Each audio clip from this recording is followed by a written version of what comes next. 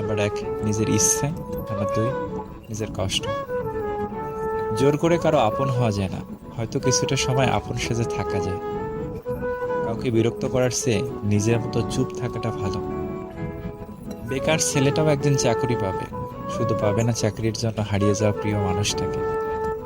প্রথম দেখায় ভালো লাগার চেয়ে দেখতে দেখতে ভালো লাগার সৌন্দর্য অনেক বেশি গুরুত্বপূর্ণ। 10 বছরের সম্পর্কেও বিচ্ছেদ দেখা যায়, আবার 10 দিনের সম্পর্ক বিয়ে পর্যন্ত করে। সম্পর্কে বয়সটা আসল নয়, সম্পর্কে একে অপরের প্রতি সম্মান, গুরুত্বটাই আসল।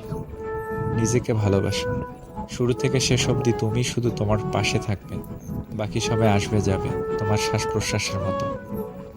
কোনো কিছুকে বেশি গুরুত্ব দিলে খুব তাড়াতাড়ি শেষ হয়ে যায়।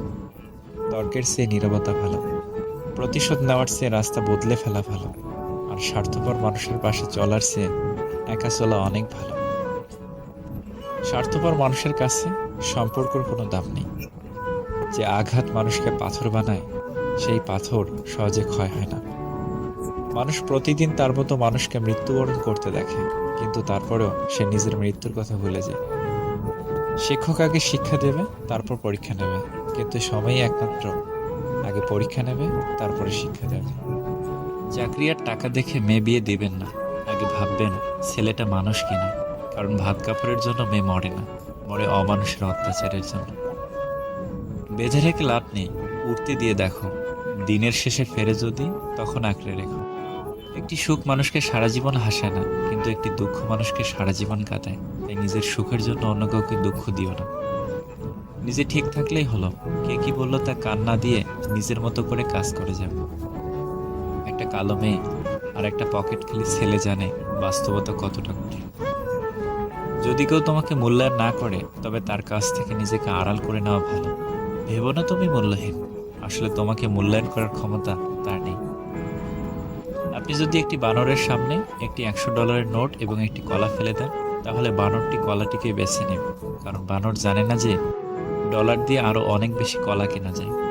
ঠিক তেমনিভাবে আমাদের যুব সমাজের সামনে যদি চাকরি আর ব্যবসাকে বেছে নিতে বলা হয়, তারা চাকরিকে বেছে নেবে, কারণ তারা এটা বুঝতে পারে না যে ব্যবসার মাধ্যমে আরো অনেক বেশি চাকরি দেওয়া যায়। চিনি এবং লবণ একই চেহারার, কাকে বিশ্বাস করবেন সেটা আপনার ব্যাপার। খেটে বড় হও, কারো পা চেটে নয়। একটা সময় আসবে, তখন বুঝতে পারবেন এই জীবনে আপনাকে যারা ফেলে চলে গেছে, তারা চলে যাওয়াতে আপনার মঙ্গল হয়েছে। লাইফে এমন একজন থাকা দরকার, যাকে যে কোনো সময় কল দিয়ে বলা যাবে মনটা ভীষণ খারাপ। অবহেলিত হতেই হবে যদি তুমি অতিরিক্ত ভালোবেসে থাকো। পৃথিবীতে প্রত্যেকটা মানুষের হৃদয়ে কষ্ট আছে, শুধু তা প্রকাশ করার ধরনটা আলাদা।